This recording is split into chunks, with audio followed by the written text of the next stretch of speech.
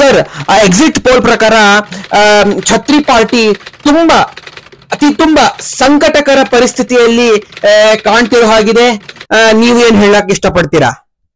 ಯಾವ ಅಪೋಸಿಷನ್ ಯಾವ ಪೋಲ್ ರೀ ಅಂತದ್ದೆಲ್ಲ ಇಲ್ಲೇ ಇಲ್ಲ. ನಮ್ದ ಪಾರ್ಟಿ ಇರೋದು ಇಡೀ ಇಡೀ ಇಡೀ ಮ್ಯಾಲಿಂದ ಕೆಳಗ ಎಡಕ್ಕಿಂದ ಬಲಕ್ಕ ನಮ್ದ ಎಲ್ಲ ನಮ್ದ ಗೆಲ್ಲದು ನಮ್ದ. ಅಷ್ಟು ಎಲ್ಲಿದ್ ಏನ್ ಎಲ್ಲಿಂದ ಹಚ್ಚಿಲ್ ತಂದ್ ನೀವು ನಮಗ ನಮ್ದ ಗೆಲ್ಲದು ಛತ್ರಿ ಛತ್ರಿ ಛತ್ರಿ ಪಾರ್ಟಿ ಛತ್ರಿನ ಗೆಲ್ಲದು. ಏನಾದ್ರು ಛತ್ರಿ ಹಿಡ್ಕೊಂಡ ಎಲ್ಲಾ ಕಡೆ ಓಡಾಡ್ತೀವಿ ನಾವು. ಅರ್ಥ ಆಗ್ಲಿಕ್ಕತ್ತದ ನಿಮಗ?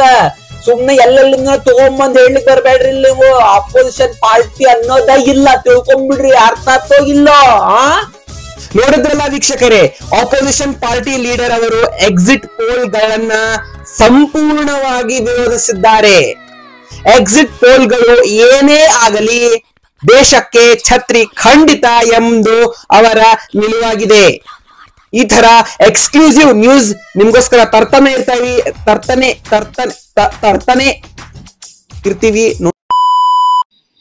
ಎಕ್ಸಿಟ್ ಪೋಲ್ ಅಂತ, ಎಂಟ್ರಿ ಪೋಲ್ ಅಂತ ಇವೆಲ್ಲ ಮಾಡಿ ನಮ್ ಜೀವ ಹಿಂಡಿ ಉಪ್ಪಿನಕಾಯಿ ಹಾಕ್ತಾರಲ್ಲೋ ಇವರು. ಬೆಳಗ್ಗೆ ಯಾವಾಗ ಆಗ್ತದೋ, ನಮ್ದು ಹಣೆ ಬರಹ ಏನದನೋ